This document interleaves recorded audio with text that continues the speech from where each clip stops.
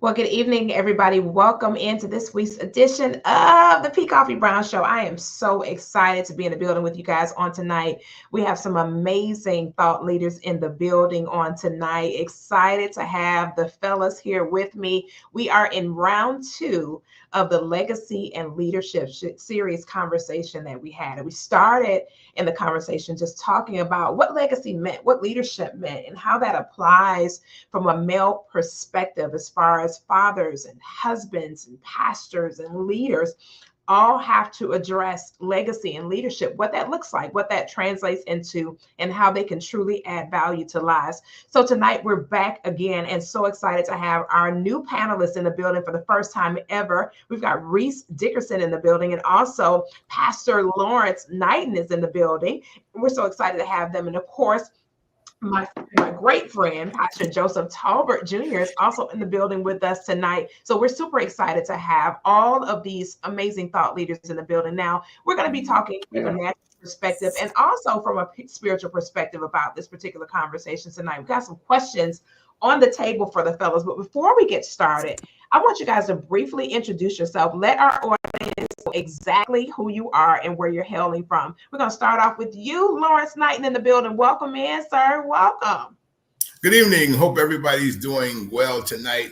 My name is Lawrence Knighton. I actually grew up in Syracuse, New York for my first 28 years.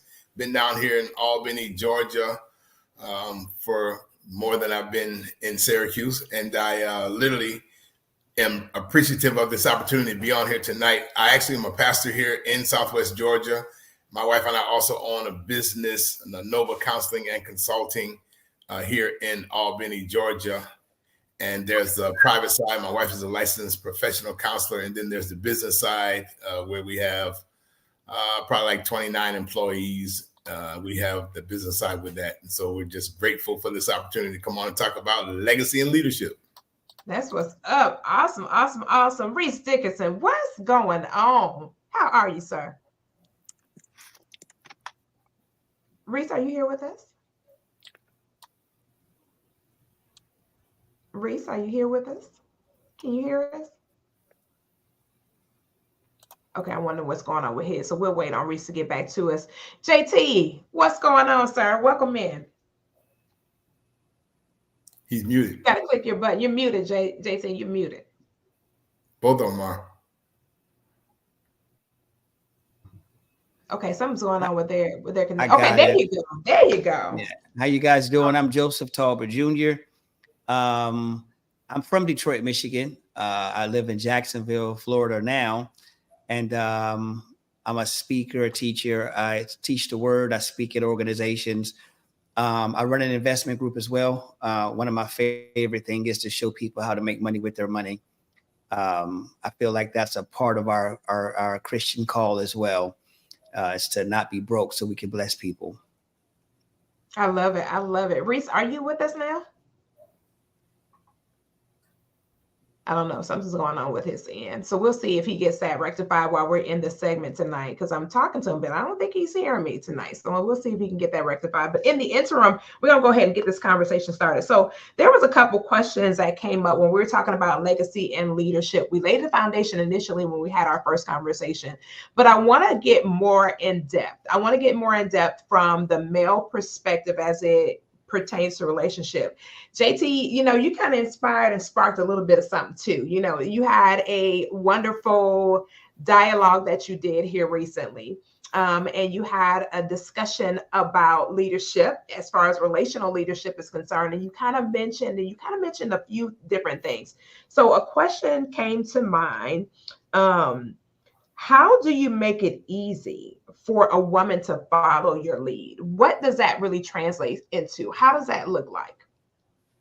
I guess it would be two dynamics. One is, are they married already? And so if they're married already, I might have one answer. And if they're not married already, I would probably have a different answer. And so a lot of times for me at this point in my life and the way that people are, I like counseling and talking with people who are not married yet. And so for those who are not married yet, how do you get a young lady to follow you? Well, first, I believe it has to be the right young lady. And I think that so many guys are, and I hesitate to say it this way, but I mean, I might as well. I think that a lot of guys are taught in an inaccurate or incomplete way, because we have this idea that, he who finds a wife, the Bible says, whoso finds a wife finds a good thing and obtains favor from God. And that's like the only verse that people kind of pivot foot from when men are out here looking for a wife. And so what I feel like the Bible really is trying to get you to understand is the same way that we follow Christ because of who he is.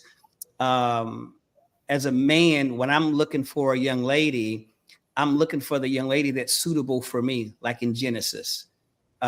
When he says, I will make him and help suitable or meet for him. That word meet means suitable.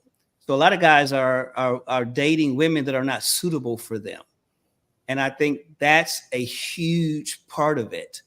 I don't believe in the idea of forced submission. I just don't believe in that. And I know that a lot of pastors and a lot of people teach that, but the Bible, when we get saved, we're real quick to say, I'm not under the curse anymore. I don't have to be broke. I'm not under the curse anymore. I can be healed. Well, they fail to remember that a part of the curse was her will belonging to you. So if we don't have to be cursed anymore, her will doesn't belong to you anymore. You can't force her to submit to you. You have to marry the woman or date the women that are suitable for you, that are wired the way you're wired, that have the similar goals that you have, the same values, so on and so forth. And when you do that, it takes out 80% of the why won't she do what I say, conversation. Because I tell guys all the time, why should she do what you say? Her relationship with God, we're not talking about that right now because that's a different question. But why should she do what you say, brother? Are you going where she wants to go? Did you pick a young lady that is going where you're already going? My spiritual father said it to me like this one time. He said, the way it's really supposed to work is you're on fire for God running 100 miles an hour. And you look over and there's a young lady running 100 miles an hour on fire for God in the same direction, like in the same lane as you. And you're still running and you look again and she's still there running. You say, hey, you know what? Do you want to run together? But she's already running in the direction you're going. So she doesn't feel like she got to change you. You don't feel like you got to beg her to do nothing different. You guys are already on the same path. So that's what I teach young people or people who are not married yet. It's like, baby, are you suitable for the gentleman that you want to marry, or do you feel like you got to change him? And I ask the young men, hey, is this young lady suitable for you? Is she moving in the direction that you're already going? So you guys can come together and do some pretty spectacular things. If the idea is for you to become one and not to stay an individual, you can't be going in different directions and become one. It just doesn't work. And I really don't. Everybody says different things, but just the nature of spiritual, scientific, metaphysical, however you put it, you can't be going in different directions and become one. It's just not. It's not possible.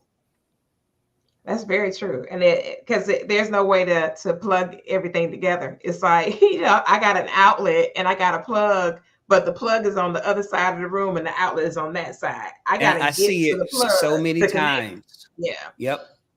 That makes perfect sense. Lawrence, piggyback on that for me. How do you make it easy for her to follow you? Well, I think that if you look in Genesis, when God tells Adam it's not good for a man to be alone, I think one of the things that we really need to look at is the fact that, number one, Adam had a plan for his life. He was already working in his purpose. And so when he says it's not good for you to be alone, I'll make you a helpmeet, like my brother just said, he was actually saying, I need you to have someone who fits into the plan. The easiest way for me, I think, to get a woman to follow is for a man to, number one, know where he's going. Because the problem is, you want a person to follow you, but a woman has to have something to work with to know where she's going in order to follow you.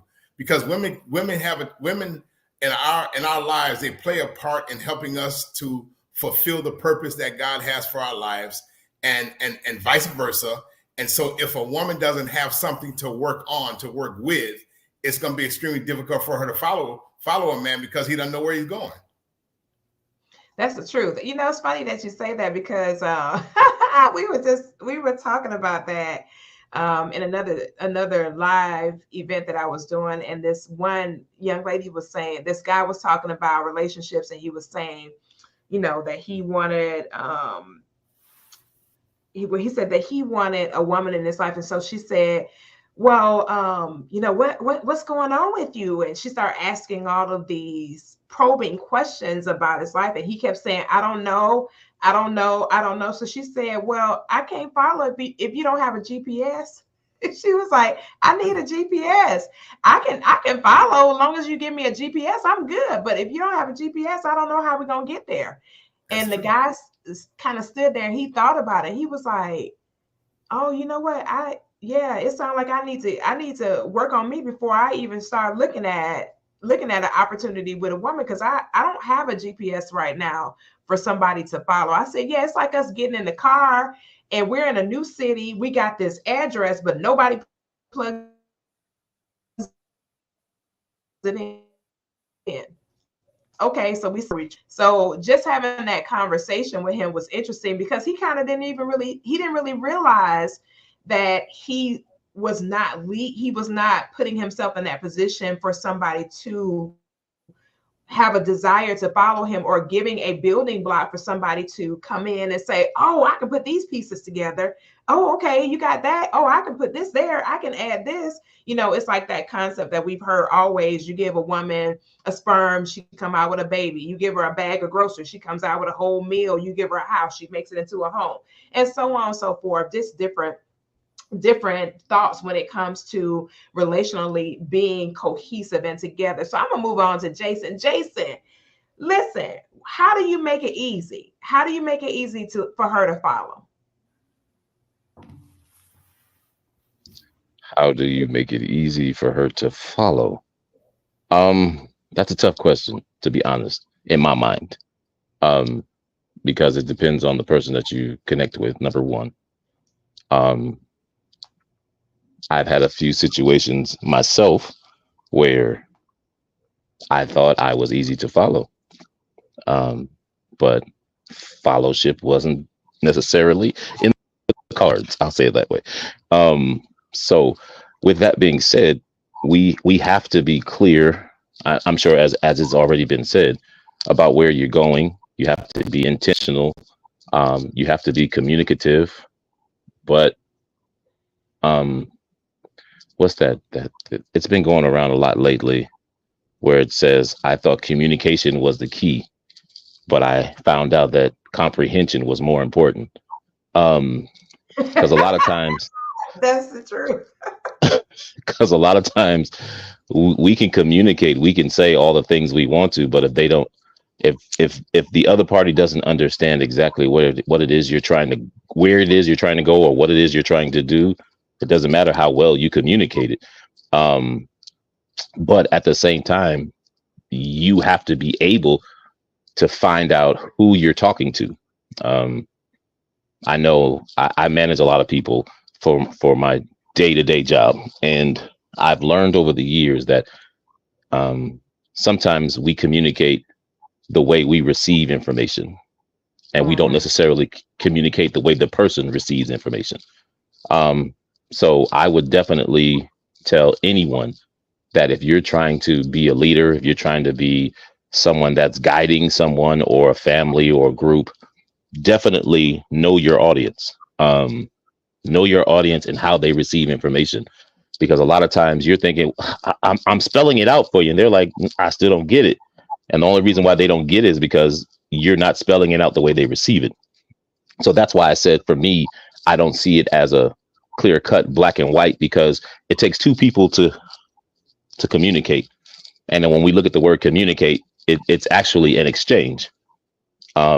So if I'm not exchanging information for you to be able to talk back to me, or to be able to enrich your life or to move you forward, then clearly my method of communication needs to be assessed. I love it. You know, you brought up something that made sense, because this last class that I was taking, they communicated what the requirement was. They gave all the information, laid it all out on the table, but the comprehension was definitely not there. I was like, what? Like, it's in black and white. If you read line by line by line, but like you just said, they communicated, but I did not comprehend based on how they communicated the information. And so I literally had to meet with my professor to have a conversation with him about the comprehension element. And once he broke it down, broke those elements down, I was good. I was like, oh, I got this. And I literally ran for it from there. But initially, just reading the information, I couldn't get it. And so when I talked to him and he broke it down, and he kind of broke it down to layman's terms where it made sense to me. And he literally would wait to make, he was like, are you get what I'm saying? Are you following me? Are you following me? Do I need to break it down further? Do I need to, do we need to meet again on tomorrow to break it down some more? How about you send me what you have, and then I'll analyze it and let you know if this is what I'm actually looking for. And so when you talked about that, the comprehension element, it is huge. I think we do kind of miss that piece, because just like even one of my business partners in my new office that I just acquired here recently, I said something to him. He was like, that is not what you said. I was like, that's exactly what I said, but it's not what he heard. So it is what I said, but it's definitely not what he heard. So when we had a conversation and I broke it down to him and we started having another dialogue, he was like, oh, that's what, oh. And I was like, yeah, that's what I said. And he was like, I get it. But that's why it's so important to be able to connect with your person. Like what Joseph was talking about earlier, it's the connection piece. It's like that plug going into that outlet to produce the light. Because I got the plug, you got the outlet, but it's got to connect so we can get that light going to make things brighter in our relationship. So Reese, welcome in. We're excited to have you with us tonight. You were having some technical ministry issues over there on your side of the world. Well. The devil is defeated and God is exalted. Hallelujah. But now We that are you here. Can have, you hear me? yes, I can hear you good. So now that you got Thank that God. rectified, the question of the night that we're starting on, we're talking about legacy and leadership. The question that we started with is, how do you make it easy for a woman to follow you? What is it that you do that makes it easy for her to follow you? Wow. What do we do to make it easier for her to follow? Be a leader. It's that simple. Um, oh wow. So that's a great question. So what makes it easy for a woman to follow you? Being able to hear her first. Being able to hear her first when she speaks, hear what she's communicating. Like Brother Jason was just sharing. We may say things a certain way, but if the person that we're communicating to, if the person we're saying it to, they don't get what we're saying, that's the problem. So we lead by example. We lead by serving. I believe you serve first. Any leader who is not serving, he's not leading. He's just somebody on a journey. He's walking. If you can't turn around and see people behind you, that means you're not leading, and we need to reassess what you are or you aren't doing. Mm-hmm. So that makes it easier. When you go back and you're always reevaluating your way of doing things, you go back and you say, okay, so obviously something's going wrong. Baby, what am I doing? Friend, what am I doing? What am I not saying? And you get their buy-in and you let them lead you and you serve them. So I like it. Leading from a place of servitude. That makes a lot of sense. And then another thing too is that you have to be with a person that's willing to acquiesce, a person that's willing to just be like, you know what, I'm gonna take a chill pill and I'm gonna just watch. I'm gonna just watch this person. A lot of leading by example, a lot of leadership comes from just watching the person, watching their mannerisms, watching their behaviors, right, watching their repetitions, what right, puts a smile on their face, what makes them irritated, and not even saying any, just literally watching the person to see how they move about in their own space and in their own yeah. energy. So I'm gonna go ahead into this next question that I have. I got another question for you guys in this legacy and leadership regard. The next question that I have on the table, and anybody can jump in on this one. Hold on one second. I got the question in here. Hold on, y'all. Hold on. I'm going to share something with you if you don't mind, just real quick while you're finding that Yeah, question. go My ahead. father I found said the question while you do that. I got the question my, while you do that. You go ahead. my father said years ago to me, he said, listen, if you're quiet and you make your relationship or your interactions a safe place for them to succeed and fail, if you spend more time listening to them, they will tell you things you never asked. They will tell you things you didn't want to know. So when you make that a safe space for that woman, that she can be herself and fail in a safe space, oh, she'll tell you everything. All you have to do is listen. She'll tell you her favorite color. She'll tell you what she likes to eat. She'll tell you when she likes to go to bed, or what, so you don't have to ask those questions. So if if we listen more and we make it safe, we're not as, oh, I'm the man, I'm going to do this, and I'm going to make it safe for her to be herself. I get it. So I got another question. Here's the next question. In difficult times, where she does not understand your guidance necessarily. Like, sometimes when a man is leading, God has given him an instruction, or the Holy Spirit has downloaded some type of idea, something going on in him, and he wants to spring forth with this thing that's on the heart of his mind. It's in his mind real heavy. He just wants to jump right into it. And she doesn't necessarily understand the guidance. Is the respect that you've developed with her strong enough for her to concede?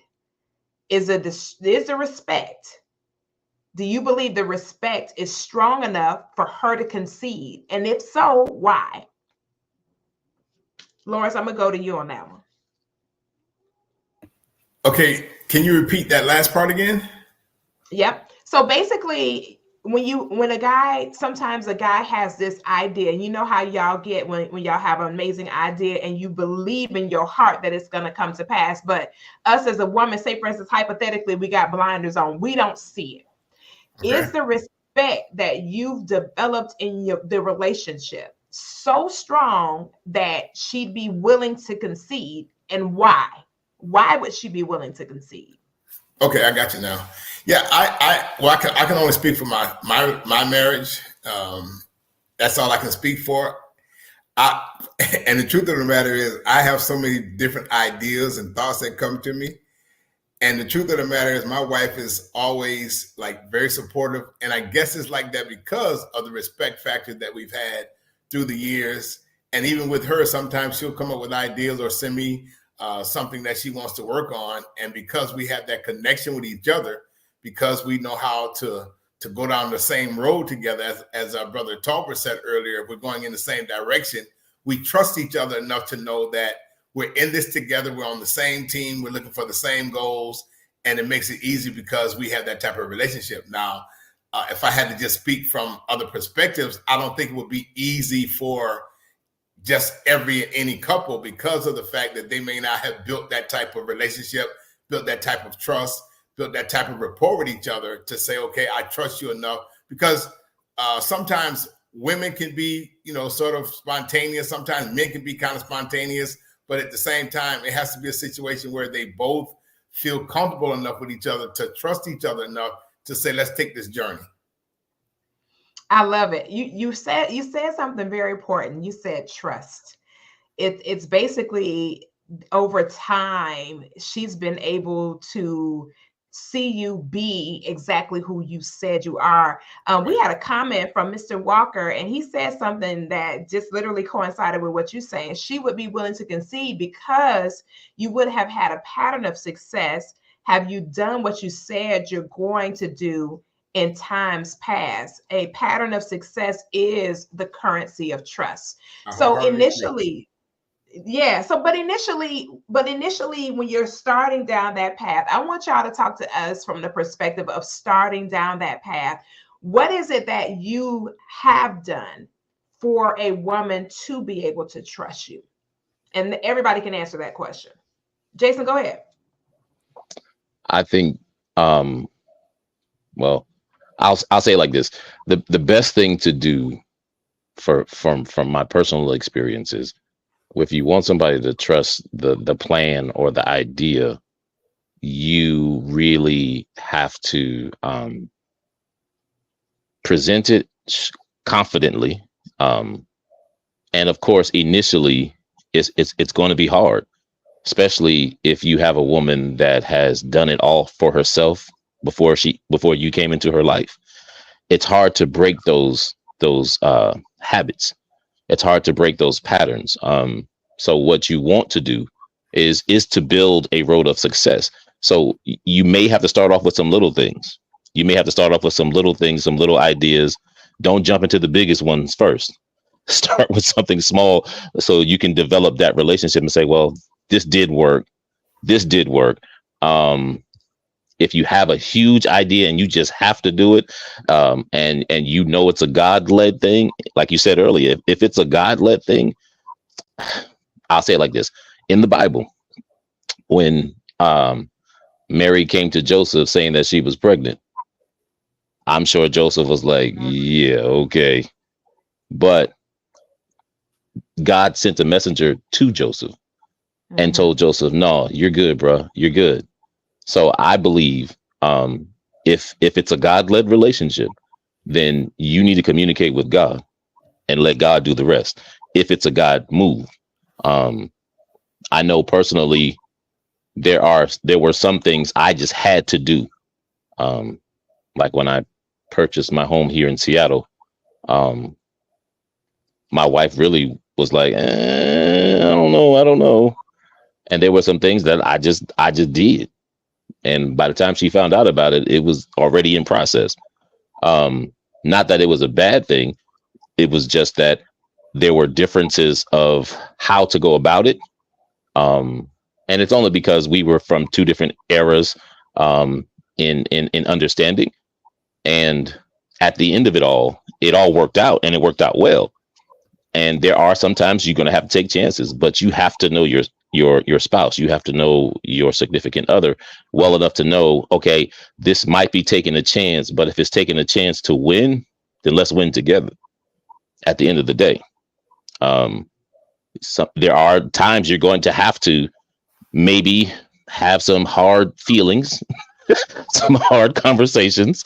But at the end of the day, if you know it's what God told you to do and it's something to better your life, your family's life, there are some steps you're gonna have to just say, look, just trust me on this one. Just go with me. Go with me in fear. Go with me scared, but just go.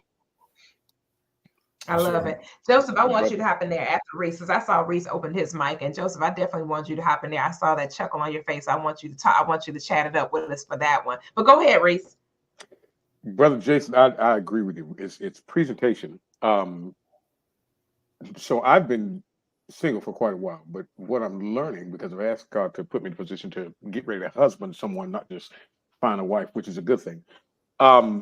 Sometimes we have to present a way. You know what, baby? I heard the Lord say, or this is what is on my heart to do.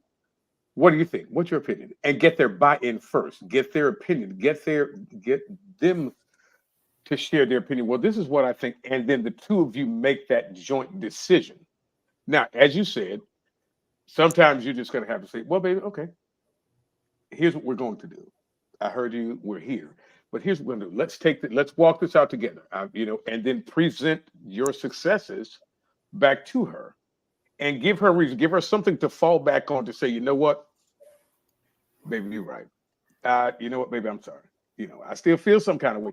And it's not going to always be easy. It is not going to always be, she's going to buy in. Like you said, brother, you're going to have some decisions you're going to have to go in, and you're going to be salty, and you might have to sleep on the couch, However, however, yeah. So there's certain, like I said, there's just certain ways that we make that presentation to her. Get her I believe in getting her buy-in first, because she is your equal, not your. You have to. She's your equal. Her word, her input, her is just as valuable as yours. You are the chief. Your decision may be the last, but we have to make her real, or have to help her understand that her voice is just as important. It bears as much weight. I love it. So, Joseph, I'm sure you can appreciate this. Mr. Walker came in the comments again. He didn't be on this panel tonight. Have a cost benefit analysis discussion with her. Let the facts do the talking. Joseph, hop on in there.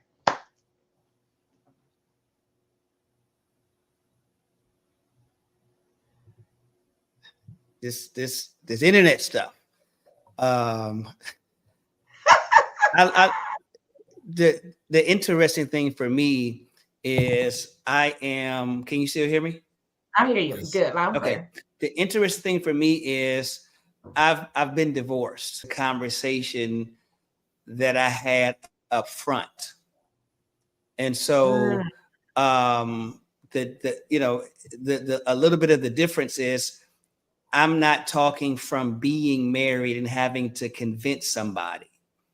I'm talking from meeting someone and having the dialogue in the beginning, laying out the cost benefit analysis in the beginning. And I have, like I said last time, I was a single father for 6 years, raising Joshua since he was 10 months old, and he just turned 7. And, I've dated a few people, but what I learned is this: if you don't trust me, I'm not your guy. I've had conversations with women, and I had a woman say to me one time, it seems like you want to break up every time we have an argument. And I said, no, baby, you're misconstruing. I'm saying we might need to break up because it's apparent that you don't agree with me and you don't trust me. And so I don't want to be in a relationship that's always arguing. I don't want to be in a relationship where I got to convince you that I'm right. You need to go find the guy that you already believe is right. So when you get in his life, you're not getting on his nerves. That's why I laughed when he said sometimes you just got to do it. So I'm very careful. I barely like to counsel married couples anymore. Because a lot of times the man and the lady, they're so bent on their ways and this misinterpretation of what a relationship really is, that it's just irritating. So when I talk to new couples, and again, even myself, I've been engaged now for about 6-7 months, well, maybe 6 months, but we had these conversations in the beginning. Hey, what happens if you don't agree with what I'm saying and we get to a stalemate? Are you going to make it difficult for me to do what I feel like God is saying do? I asked a question like that. I said, hey, there's men and women in my life that makes me who I am. The man that you love and how I am, there's men responsible for sowing that in me. There's women responsible for sowing that in me. Are you prepared that to now be inside of their wisdom like I'm inside of their wisdom? So we had these conversations in the beginning. And she was able to see my life and hear what I had to say. And because I'm not arguing. I'm not sleeping on the couch. It's not happening. I'm a grown man. I pay these bills. I refuse to sleep on the couch. You got me toe all the way up. I might get in the bed and wrap my arms around you just because I know you mad at me, but I'm not sleeping on the couch in my own house. So I'm a little bit different. I've had these type of conversations in the beginning. And so after having these conversations in the beginning, and it's so funny because I've had older men say, oh my God, you're going to get in trouble now, young man. And I just have to look at him and say, I'm sorry, sir, but I don't get in trouble at my own house. I'm a grown man. I don't know the nature of your relationship, but the nature of mine, we don't get down like that. But it's because, again, it's not about tyrannical masculinity. It's about communication, like my brother Jason said, and setting. I don't want to say setting the tone, but our values. What's our values? What's the culture that we want to create for the kids to see? How are we going to talk with each other? I've had women say, "You can't tell me how to talk to you." I said, "You're right. So get out. I'm done." Because I didn't yell at you and you're not going to yell at me. I'm setting the standard for how I'm going to love you and how I expect to be loved. But again, I'm very aware that because I'm single, that and I've learned some stuff watching relationships and talking to God. I was single like for 6 years, focused on Joshua. And I started to notice different things in women. I don't want a woman that can't control her emotions. I'm not going to put that around my son. So it created a standard inside of myself. I don't want a woman that can't control the words that come out of her mouth. I'm not going to put that around my son. So it created another standard inside of myself. I didn't want my son to see women in and out. As far as he was concerned, he was like, "Daddy, you ain't never going to," at 4 years old, he said, "Daddy, you'll never get married because you haven't had a girlfriend in years." But I never put that stuff around him. And again, so I just feel like I might be a little bit, it might be a little bit unfair because I'm learning this stuff now. And so in the beginning of a new relationship, I know how to create the boundaries and the standards that I want to live in. I know the kind of lover I want to be. I'm not going to yell at you. I'm going to give you the world. I'm going to uplift you and protect your dignity. I'm never going to make you feel bad. And I don't expect you to make me feel that way either. So I've had these conversations with my fiance now, which let me know that this is the one. She's like I always say, she was suitable for me. There was no fight. She sent me a text one day. She said, "I don't know where this is going to go and how it's going to end up." She said, "But there's something about you that I know will make me the woman I've always wanted to be. So I'm all the way in." And when I saw that text, I said, "Okay, this is the young lady that's suitable for me. She gets it. And I'm going to give her the world with every ounce of my trying." You know what I'm saying? But again, I have the benefit of hindsight, I guess you could say. And so it may seem a little bit unfair as I talk, But for those who are single men right now, you have to set the tone, the boundaries, the values of what kind of man you are going to be, and then not search for a woman that you have to change, but listen out for the woman that's suitable for the way you are. Can I add something real quick? Go ahead. Go. I'm actually like Joseph. I have been married before my wife as well. And I'm looking at one of the comments that says, what about the traumas she may have experienced in the past? Now, one of the things with my wife, because she grew up in a family where her parents fought a lot physically, and one of my wife's traumas is yelling. So I don't yell. I'm like Brother Joseph. I'm not arguing in my house. I'm not dealing with any of that, because that's just not what I do. And so a lot of times when I say this, people don't really believe me. My wife and I have been married 22 years this year. She has never even heard me yell. She has that. As a matter of fact, we have never even argued.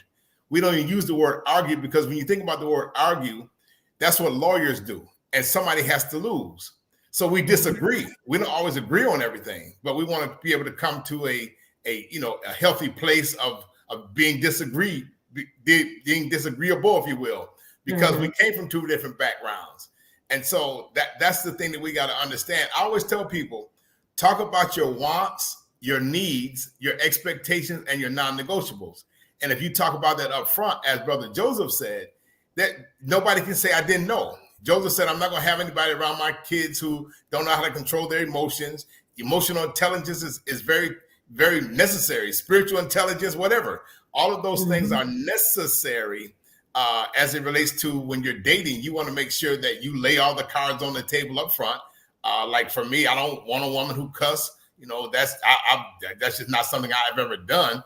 I never heard my parents cuss. And again, there are people who have dealt with various traumas. We all have. If you Black, you've dealt with some type of trauma, dysfunction, or something. Here, and you live in America, my God. Listen. And so we have to learn how to, as you say, set boundaries and have things in place that says what we will and will not sort of, tolerate, I guess.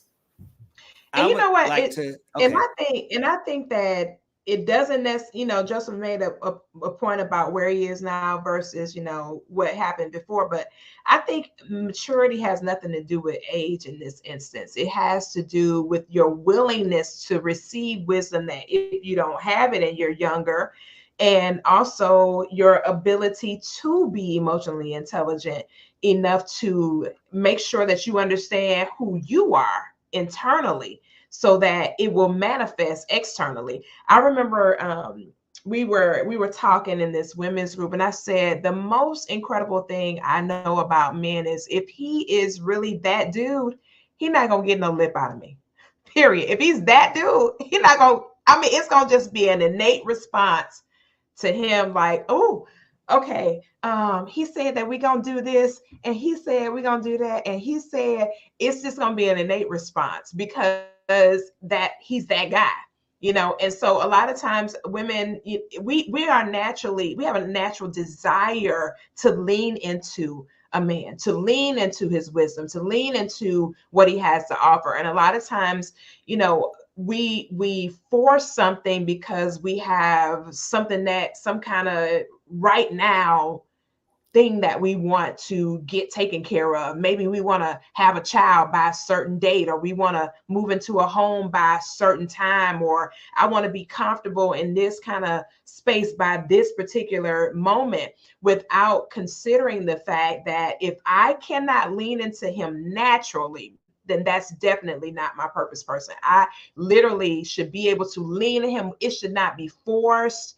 There should be no manipulation, no nothing. It should be an innate response to who he is, because he already knows who he is, not just in Christ, but in his natural life, in his physical life, in his fiscal life, in his family life, and in his freedom life, in every aspect of who he is. If he has that level of knowing, and he has that level of that internal, that courage and that posture, it's going to be easy to just be like, okay, Yes. We doing okay. All right, cool. All right. And sometimes it doesn't have to be a road that was paved prior. It's that man, the position of who he is and the energy that he exudes. There is a level of fall in to where it's almost like you can lean against a tree. He's the tree, right? If you were ever to go outside, there's some kind of crazy storm going on, and they'll say, go get underneath that tree. Well, you don't get under the tree and be scared to lean against the tree, because you know the tree not going anywhere. If a man is rooted and grounded, and he has that posture, it's easy for us as women to just say, oh, that's the tree. I'm good. I'm leaning all the way in. I'm good. I know this tree is not going to fall. And even if the tree does fall, or the tree does not fall, but leans a little bit, like palm trees. If you ever go to South Florida and things like that, you see those palms, you know how they just lean a little bit, they kind of roll with whatever comes. They still don't fall. They just lean. They just lean. Sometimes it happens to where something that he may have wanted to do, or some kind of idea that he had in his mind, it may not come to pass, but that won't stop her from his buy-in. That won't stop her from believing in him. That won't change her position of knowing that he's that tree, that she knows that that tree, even if it rocks and reels, the tree is going to still stand. It's not going anywhere.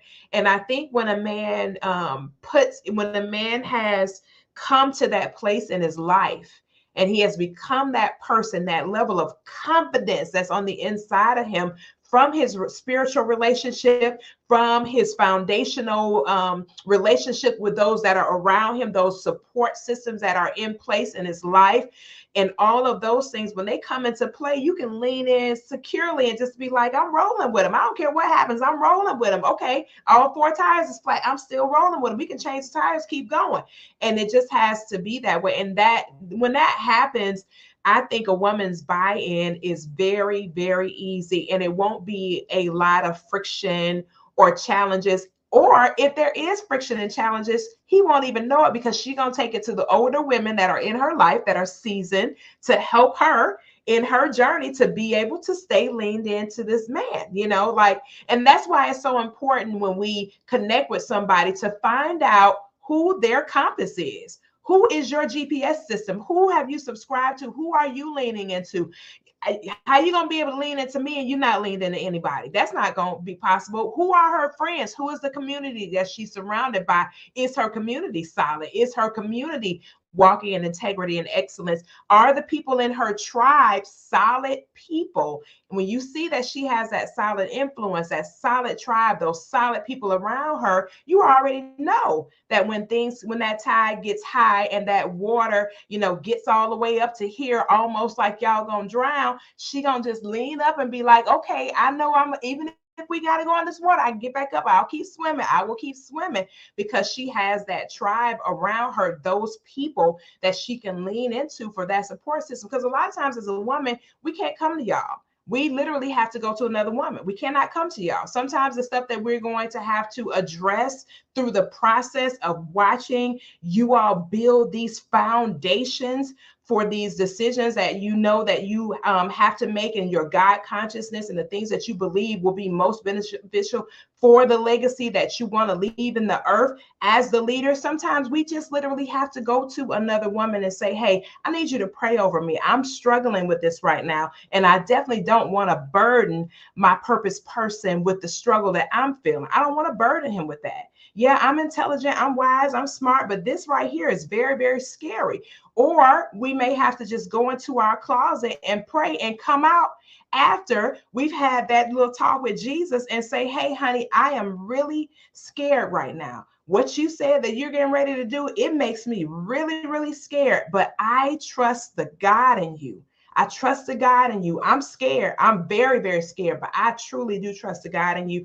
And if I give you that nervous energy, just know that I trust the God in you, but in my humanity, I am scared. And so that's where that communication comes in, and that man is gonna come to you and say, hey, babe, I got you. I got us. I got our family. We're gonna be all right. No matter what happens, we are going to be good. You got my word that I'm not going anywhere. You have my word that I'm going to take care of us. You have my word that I'm going to do whatever it takes to get us to where we need to be. So, relationships are challenging, but they are very much so able to be made healthy, strong, and valuable. And two people can take the journey and have an amazing process. I know Reese wanted to jump in. I know Joe wanted to say something as well. Reese, I'm gonna lean into you. So and thank you. I love what's been said so far. Here's my question though.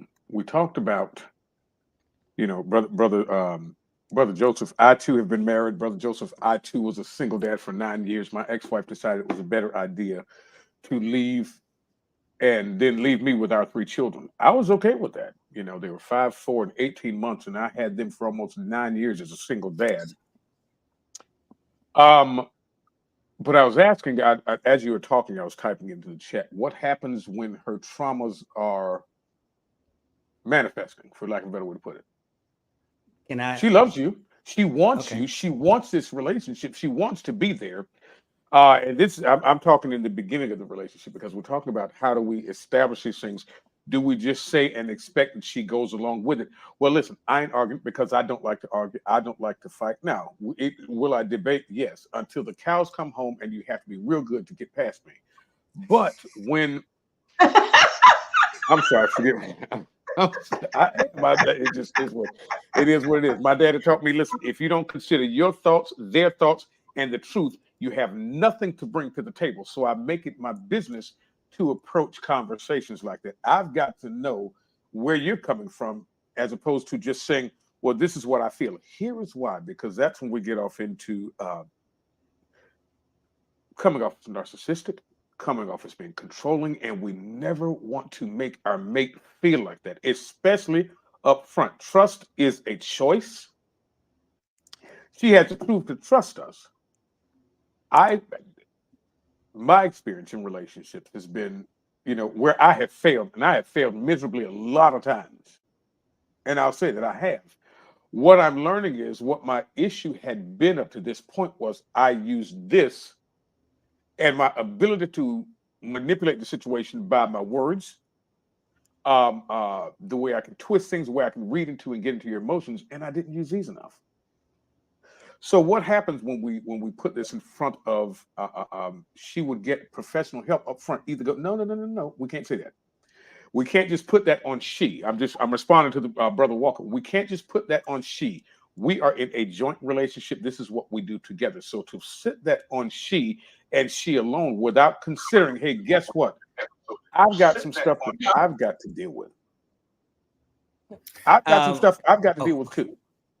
Go ahead, take your time, brother. No, he's saying it from the perspective of before you get into the relationship. Now, some things there are trigger points to where some things may trigger something, but I do agree that it's that responsibility as far as the health of our emotions and things like that, and dealing with stuff that happened prior to that person showing up.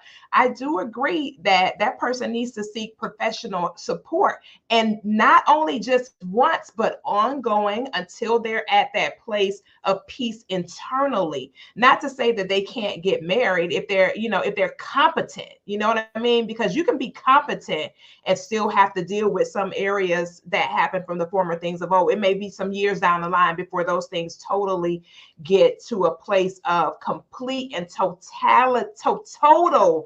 healing. But in the inception, if I meet you and there's something that every time I turn around, you triggered by this, you have to go get some professional help. I'm gonna lean to Joseph, and then we're gonna go to Lawrence. Interesting about, and I even like what Lawrence said, and even what you said, Koffe, with the trauma. I'm a communicator. We're gonna talk about it. We're gonna communicate. We're gonna talk about it over and over and over again. Because I need to know what I'm getting. That's a huge part of it when we talk about finding a woman that's suitable for you. And I'm not even talking about extreme traumas that require a whole lot of therapy, just regular stuff. My fiance, she's had some traumatic things, but we had some discussions What does that mean? How does that affect you? How does that stop you? Does that stop you from moving forward? And you said something, Koffe, that I kind of believe it. You said if the dude is right, you just flow with it, kind of like. And so I remember she said to me, she said, "Hey, I can tell that if I want to be with you," she said this. I didn't say this. So she said, "I can tell that if I want to be with you, I'm gonna have to grow and change in some things." And as we continue to build our relationship, people would say to me, "Hey, how have you dealt with her attitude, or have you dealt with her?" And I'm like, "Who are you talking about?" Because she doesn't do that. She don't act like that. And they were flabbergasted that I was like, we don't argue. She's not what you're saying.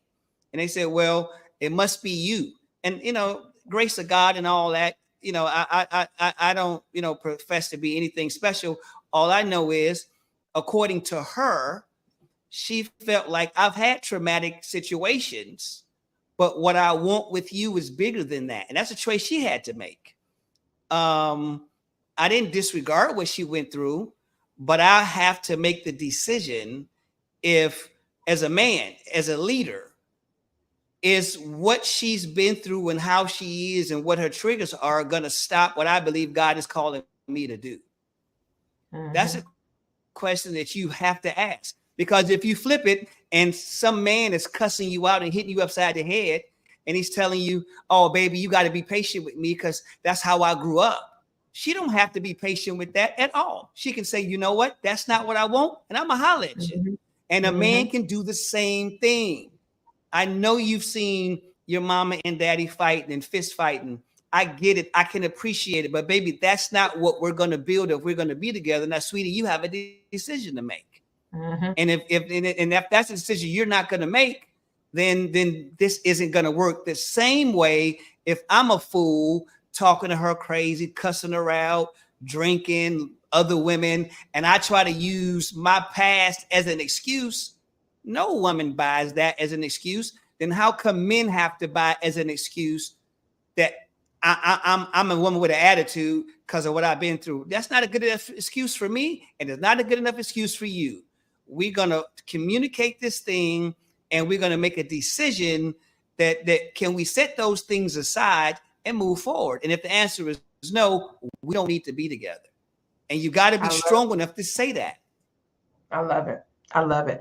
I know that Lawrence wanted to hop in real quick, and then Jason, and then we're gonna be wrapping up, y'all. This is awesome. I'm gonna have y'all back, honey, because listen, we need another round of this. This is getting juicy. Go ahead, Lawrence. This is getting good. I definitely think it's twofold. One, I do believe that it helps, I'll say this much, for a person to get help for past traumas. I think that that's something that, matter of fact, I think every person in the world, in our culture, should have some type of therapist, should have some type of counseling, because the thing that I've learned through the years is that people get into relationships hoping that someone else will make them whole. Now, that's not to say that you can't help a person to sort of nurture some of the pains that they may have gone through, but a lot of the relationships and a lot of the struggles that people go through in relationships are a direct result of something that transpired in their past that had nothing to do with the person that they're with now. And so there's a phrase that I always tell people. I said, listen to me now, I said, if you don't get help for your hurts, all you're going to do is bleed on people that didn't cut you.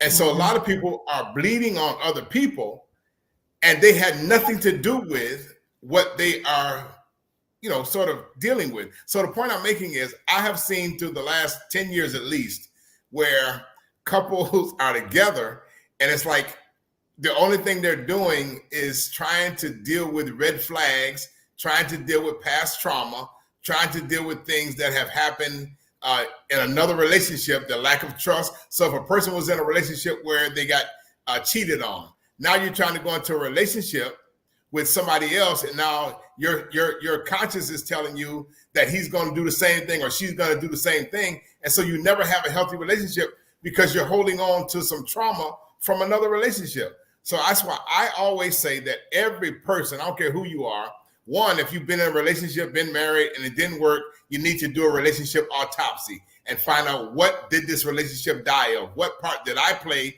in this relationship, this marriage dying? Because most times, like for me, and I'm gonna say this, I'm done. I remember my marriage prior to, I was dealing with, listen to this now, I was dealing with past trauma from my family, my parents, right? My parents used to argue, fuss, and fight.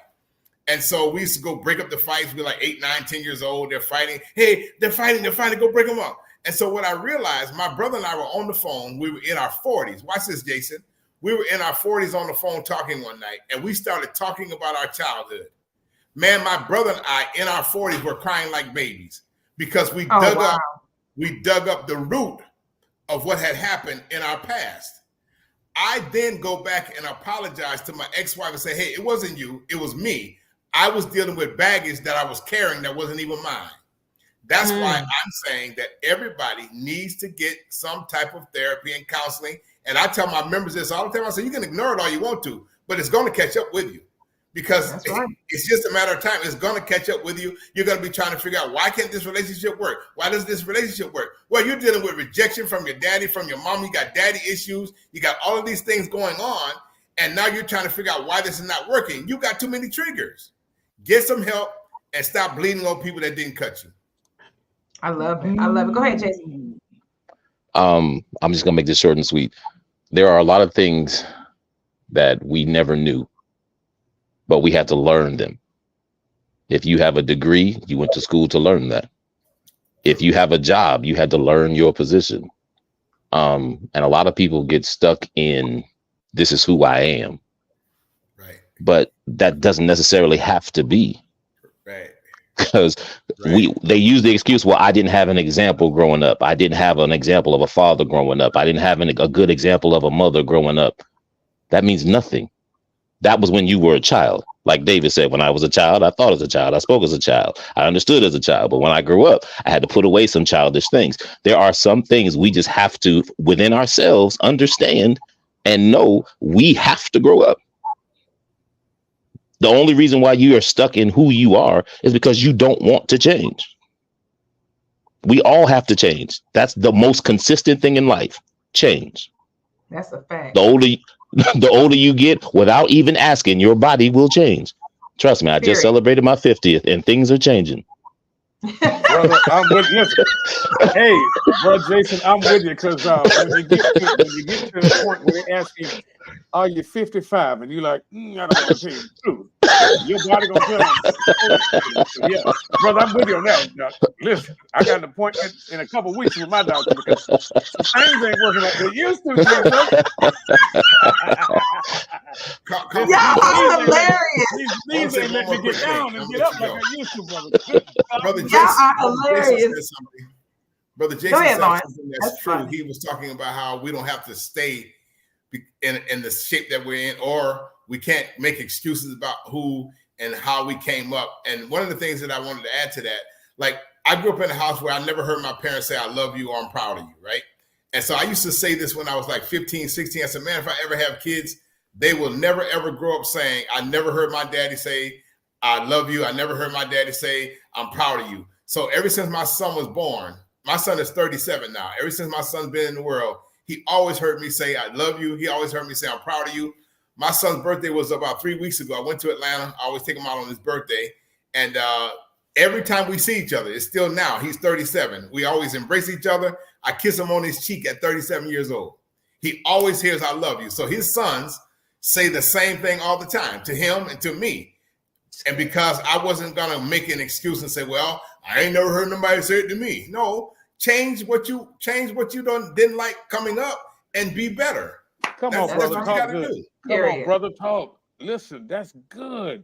My oldest daughter right here. My oldest daughter will be 36 this year. And that's one of the things that we made it our business to do. I have 5 kids. The oldest is 36, the youngest will be 25 this year. And that's one thing I said. I'm gonna make sure my kids understand that I love them. They have to hear that. That's validation, so that they're not spending their entire life looking for validation in all these places that their father would never put them. My father taught me, he said, listen, when I got married, it is your job to love her at least the way her father and her brothers do. Now, she may have lived in an apartment, lived by herself, and been out of her parents' house for a while, but you're picking her up and you're picking this person up, and you are taking that responsibility and that place. And it's your job to love her at least as much as they do.